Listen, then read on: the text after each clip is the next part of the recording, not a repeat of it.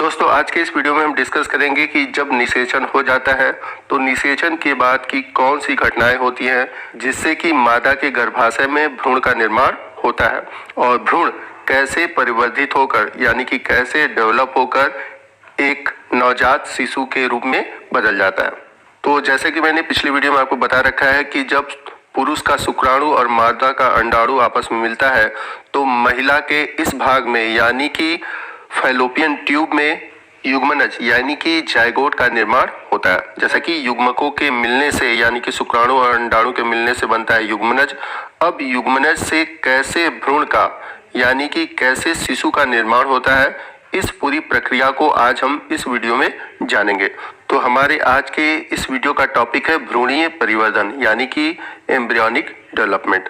तो जैसा कि मैंने बताया कि अंडाणु और शुक्राणु जब आपस में मिलते हैं तो उसे हम बोलते हैं निषेचन और निषेचन की प्रक्रिया के फलस्वरूप बनता है युग्मनज। अब निषेचन के बाद बना युग्मनज तेजी से समसूत्री विभाजन द्वारा विभाजित होने लगता है और अंततः एक पूर्ण विकसित मानव शिशु का निर्माण गर्भाशय के अंदर होता है। युग्मनज के बाद तथा जन्म से पूर्व तक के विभिन्न परिवर्तनों को ही हम भ्रूणीय विकास कहते हैं। तो भ्रूणीय परिवर्धन या फिर भ्रूणीय विकास क्या होता है, मैं आपको सिंपल लैंग्वेज में समझा देता हूँ। हम लोगों ने पढ़ा था कि निषेचन के बाद क्या बनता है, युग्मनज बनता है। अब ये जो युग्मनज होता है ये क्या करता है, समसूत्री विभाजन में जाता है और समसूत्री विभाजन के द्वारा एक पूर्ण विकसित शिशु के रूप में बदल जाता है। तो युग्मनज के बाद तथा जन्म से पूर्व तक की जो घटनाएं हो रही हैं यानी कि जो परिवर्तन हो रहा है उसी को हम बोल रहे हैं भ्रूणीय विकास। तो हम शॉर्ट में कह सकते हैं कि जन्म से पूर्व के विभिन्न परिवर्तनों को ही भ्रूणीय विकास कहते हैं। यानी कि हम ऐसे भी कह सकते हैं कि मादा के गर्भाशय में भ्रूण का जो परिवर्तन होता है यानी कि युग्मनज में जो परिवर्तन आते हैं वही कहलाते हैं भ्रूणीय विकास। तो भ्रूणीय विकास में होता क्या है, जो युग्मनज होता है उसमें विभाजन होता है, विभाजन के फलस्वरूप उसमें अनेक कोशिकाएं बनती हैं, उसका साइज बढ़ता है और साइज बढ़ने के साथ साथ अनेक अंगों का निर्माण शुरू हो जाता है और इस पूरी प्रक्रिया को ही भ्रूणीय विकास कहा जाता है। तो आइए नेक्स्ट हम बात करते हैं भ्रूणीय परिवर्धन की विभिन्न प्रवस्थाओं के बारे में यानी कि फेजेस ऑफ एम्ब्रियोनिक डेवलपमेंट। तो जो भ्रूणीय परिवर्धन होता है कितने स्टेप से होकर गुजरता है और उन स्टेप में क्या घटनाएं होती हैं, क्या डेवलपमेंट होता है, इन सब के बारे में हम लोग जानेंगे। तो भ्रूणीय परिवर्धन की पहली प्रावस्था है विदलन, जिसे इंग्लिश में बोलते हैं क्लीवेज। दूसरा है मॉरूला का बनना यानी कि फॉर्मेशन ऑफ मॉरूला। तीसरा स्टेज है ब्लास्टुला का बनना यानी कि फॉर्मेशन ऑफ ब्लास्टुला। चौथा स्टेप है रोपण, जिसे इंग्लिश में बोलते हैं इम्प्लांटेशन। पांचवा है गैस्ट्रेलेशन, जिसमें कि 3 जो लेयर होते हैं बॉडी के उसका निर्माण होता है और छठा है वह भ्रूण कलाओं तथा प्लेसेंटा का निर्माण। और सबसे लास्ट में बात आती है प्रसव एवं दुग्ध श्रावण। तो इन स्टेज से होकर भ्रूणीय परिवर्धन होता है। तो सबसे पहले स्टेज की बात करते हैं। पहला स्टेज है विदलन, जिसे इंग्लिश में बोलते हैं हम क्लीवेज। तो आइए समझते हैं कि क्लीवेज होता क्या है। तो निषेचन के बाद बने हुए युग्मनज में तीव्र गति से होने वाले समसूत्री विभाजनों को हम विदलन या फिर विखंडन कहते हैं। समसूत्री विभाजन से कोशिकाओं की संख्या में वृद्धि होती है। हर विदलन के बाद इसका आकार छोटा होता जाता है। विदलन द्वारा बनी कोशिकाएं ब्लास्टोमियर कहलाती हैं। तो याद रखिएगा, जब युग्मनज में विभाजन होता है यानी कि समसूत्री विभाजन होता है तो उस विभाजन के फलस्वरूप कोशिकाएं बनती हैं यानी कि कोशिकाओं की संख्या में वृद्धि होती है और ये जो कोशिकाएं बनती हैं इनका आकार छोटा होता है। और ये जो कोशिकाएं बनती हैं यानी कि विदलन के द्वारा जो बनी हुई कोशिकाएं होती हैं उन्हें हम ब्लास्टोमियर कहते हैं। तो इसको आप नोट कर लीजिएगा, ब्लास्टोमियर को अंडरलाइन कर लीजिएगा क्योंकि ये मोस्ट इंपॉर्टेंट है, इस पे शॉर्ट नोट आता है। तो ये जो पूरी प्रक्रिया है वो होता है फैलोपियन ट्यूब यानी कि अंडवाहिनी में। तो जैसा कि आप चित्र में देख सकते हैं कि ये पूरी प्रक्रिया अंडवाहिनी यानी कि फैलोपियन ट्यूब में हो रही है। अब जब भ्रूण यानी कि जब युग्मनज का विदलन होता है तो इस प्रक्रिया में 16 कोशिकाओं की एक संरचना बनती है जिसे हम मॉरूला कहते हैं। यानी कि जब भ्रूण में 16 ब्लास्टोमियर कोशिकाएं होती हैं तो उसे हम बोलते हैं मॉरूला। तो जैसे युग्मनज है, युग्मनज में पहली बार विभाजन हुआ तो 1 कोशिका से 2, दूसरी बार विभाजन हुआ तो 2 से 4, तीसरी बार 4 से 8, चौथी बार 8 से 16। तो इस प्रकार 3 विभाजन के फलस्वरूप 16 कोशिकाओं की एक संरचना बनती है जिसे हम बोलते हैं मारुला। फर्स्ट क्लीवेज में लगभग 30 घंटे का समय लगता है और मारुला के बनते बनते लगभग 3 दिन हो जाते हैं। आइए चलते हैं भ्रूणी परिवर्धन की दूसरी प्रावस्था की ओर, जो कि है मारुला का बनना, यानी कि फॉर्मेशन ऑफ मारुला। मारुला 16 कोशिकाओं की बनी ठोस रचना है। निषेचन के 3 से 4 दिन में इसका निर्माण पूर्ण हो जाता है। मारुला निषेचन के 4 से 6 दिन बाद गर्भाशय में पहुंचता है। यानी कि कहने का तात्पर्य यह है कि निषेचन के 3 से 4 दिन बाद ही मारुला का निर्माण पूर्ण हो जाता है और मारुला निषेचन के 4 से 6 दिन बाद गर्भाशय में पहुंच जाता है। क्योंकि इसके पहले अभी जब हम लोगों ने पढ़ा था क्लीवेज वाला जो स्टेप था वो कहाँ पर हो रहा था, फैलोपियन ट्यूब में। लेकिन जब मारुला का फॉर्मेशन पूर्ण हो जाता है तो ये पहुंच जाता है गर्भाशय यानी कि यूटेरस में। इसके बाद भ्रूणी परिवर्धन की अगली प्रावस्था आती है जिसे हम कहते हैं ब्लास्टोसिस्ट या फिर कोरक पुटी का निर्माण, या फिर इंग्लिश में कह सकते हैं फॉर्मेशन ऑफ ब्लास्टोसिस्ट। तो ब्लास्टोसिस्ट को हम ब्लास्टुला भवन भी कहते हैं। तो इसमें होता क्या है, जो मारुला होती है निषेचन के 4 से 6 दिन पश्चात फैलोपियन नलिका से होकर गर्भाशय में पहुंचती है। गर्भाशय में मारुला गर्भाशयी ग्रंथियों द्वारा स्रावित रस में डूबा रहता है। 3 दिन तक पोषक तत्वों का अवशोषण कर समसूत्री विभाजन द्वारा अपनी संख्या में वृद्धि करता है। तो जो मारुला होता है, मारुला निषेचन के 4 से 6 दिन बाद क्या करता है, फैलोपियन नलिका से होकर गर्भाशय में पहुंचता है और गर्भाशय की दीवारों से स्रावित होने वाले रस में ये क्या करता है, डूबा रहता है, जिससे कि वो 3 दिन तक उससे पोषक तत्वों को अवशोषित करता है और पोषण के समय समसूत्री विभाजन द्वारा अपनी संख्या में वृद्धि करता है। आपको यहाँ पर एक बात बता दें कि ये जो गर्भाशयी पोषक तत्व हैं इन्हें हम गर्भाशयी दुग्ध भी कहते हैं।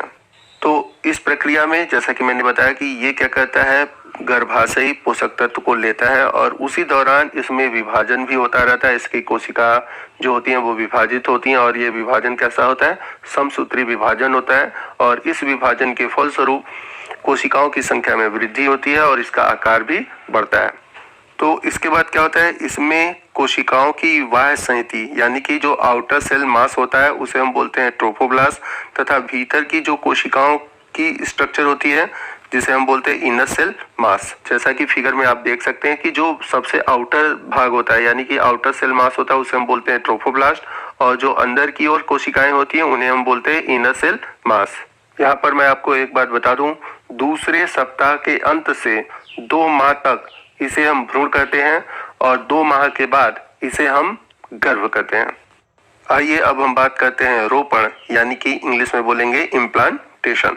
तो ब्लास्टोसिस्ट के गर्भाशय की दीवार से जुड़ने को रोपण कहते हैं। तो हमारा जो ब्लास्टोसिस्ट था अब वो क्या करता है, गर्भाशय की दीवार से जुड़ता है। तो जब ये गर्भाशय की दीवार से जुड़ता है तो इसे हम कहते हैं रोपण। रोपण की प्रक्रिया निषेचन के 7वें से 8वें दिन बाद होती है। तो जो ब्लास्टोसिस्ट था अब क्या हुआ, ब्लास्टोसिस्ट निषेचन के 7वें से 8वें दिन बाद क्या करता है, गर्भाशय की दीवारों से जुड़ता है। अब ये जो भ्रूण है, भ्रूण का जो सिरा होता है, एम्ब्रियोनिक इंड होता है, वो गर्भाशय के इंडोमेट्रियम में धंस जाता है। गर्भाशय का जो सबसे ऊपरी लेयर होता है उसे हम बोलते हैं इंडोमेट्रियम। तो जो भ्रूण होता है, भ्रूण का जो सिरा होता है वो गर्भाशय के एंडोमेट्रियम में धंस जाता है और एंडोमेट्रियम क्या करता है, भ्रूण को चारों ओर से घेर लेता है, जैसा कि आप फिगर में देख सकते हैं। तो इस प्रकार से देखा जाए जो हमारा भ्रूण है वो पूरी तरह से एंडोमेट्रियम में फंस जाता है और इस प्रकार गर्भाशय की दीवार में भ्रूण के एक स्थान पर स्थापित होने को भ्रूण का रोपण कहते हैं। तो जब भ्रूण गर्भाशय के एंडोमेट्रियम में धंसता है, पूरी तरह धंस जाता है, वही प्रक्रिया कहलाती है रोपण। अब भ्रूण गर्भाशय की दीवार से जहां जुड़ता है उसे हम कहते हैं अपरा या प्लेसेंटा। तो मोस्ट इंपॉर्टेंट है, आगे वीडियो में हम प्लेसेंटा के बारे में डिटेल से जानेंगे। आइए चलते हैं भ्रूणी परिवर्धन की अगली प्रावस्था जिसे हम बोलते हैं गैस्ट्रुला भवन।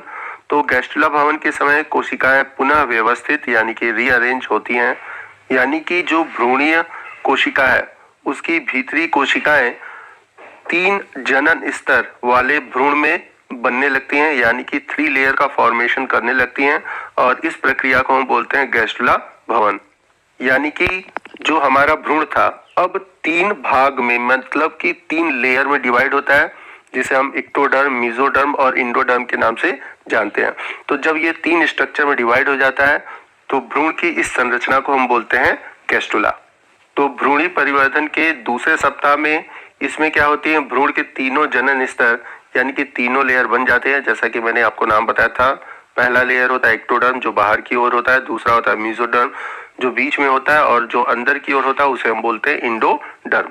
अब इन्हीं लेयर से भ्रूण में विभिन्न अंगों एवं तंत्रिका कोशिकाओं का निर्माण होता है। नेक्स्ट आइए हम देखते हैं कि कैसे गैस्ट्रुला से शिशु का निर्माण होता है। तो जैसा कि मैंने आपको बताया कि भ्रूण में दूसरे सप्ताह के अंत तक तीनों जनन स्तरों का निर्माण हो जाता है। इसके बाद ये स्तर विभिन्न अंगों का निर्माण करते हैं। छठे सप्ताह में इन स्तरों में सभी अंगों के लिए कलिकाएं या उभार यथास्थान बन जाती हैं। भ्रूण में पादों यानी कि लेग के लिए भी कलिकाएं बन जाती हैं और छठे सप्ताह के अंत तक एक अल्प विकसित परिसंचरण तंत्र भी भ्रूण में बन जाता है।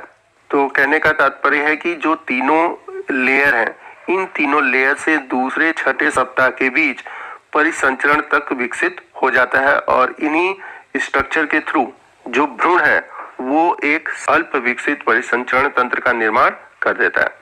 अब उसके बाद क्या होता है, 7वें से 9वें सप्ताह में हाथ एवं पैर बन जाते हैं। पाचन, श्वसन तंत्रिका एवं बाह्य लैंगिक अंग भी अब तक बन जाते हैं। यानी कि पहले से छठे सप्ताह के बीच अल्प परिसंचरण तंत्र बनता है, 7वें से 9वें सप्ताह के बीच हाथ एवं पैर बन जाते हैं, पाचन, श्वसन तंत्रिका इत्यादि भी विकसित हो जाते हैं। इसके अलावा बाह्य लैंगिक अंग भी अब बन जाते हैं, जिससे कि भ्रूण के लिंग का पता लगाया जा सकता है। तो 9वें सप्ताह तक भ्रूण के लिंग का पता लगाया जा सकता है और 9वें सप्ताह तक भ्रूण का जो सिर होता है शरीर का लगभग आधा होता है। तीसरे माह से जन्म तक का समय गर्भकाल कहते हैं, यानी कि तीसरे माह से जन्म तक का जो समय होता है वो गर्भकाल कहलाता है। इस समय तक भ्रूण लगभग 3 इंच लंबा हो जाता है और इसमें कंकाल तंत्र भी बन जाते हैं। चौथे माह तक भ्रूण लगभग 7 इंच का हो जाता है तथा सिर व शरीर पर रोएं बन जाते हैं। वहीं 5वें माह की बात करते हैं तो 5वें माह में आहार नाल व अस्थि मज्जा भी बन जाते हैं। छठे माह तक फीटस मानव का एक छोटा रूप धारण कर लेता है तथा भ्रूण के हृदय की धड़कन को मां के उदर के ऊपर से सुना जा सकता है। 7वें माह तक फीटस गर्भाशय से बाहर रहने योग्य हो जाता है। यहाँ पर एक बार शब्द आता है फीटस, तो जो भ्रूण होता है उसी को हम बोलते हैं फीटस। अब बात करते हैं 8वें माह से भ्रूण में वसा का जमाव यानी कि फैट डिपोजिशन होने लगता है और उसके शरीर का विकास पूरा हो जाता है। 9वें माह तक भ्रूण 18 से 20 इंच लंबा और 3 से 4 किलोग्राम का होकर जन्म लेने के लिए तैयार हो जाता है। तो इसके अलावा भ्रूणी विकास में एक इम्पॉर्टेंट पॉइंट रह गया जो कि है अपरा, जिसे इंग्लिश में बोलते हैं प्लेसेंटा, जिसे हम अगले वीडियो में डिटेल से जानेंगे।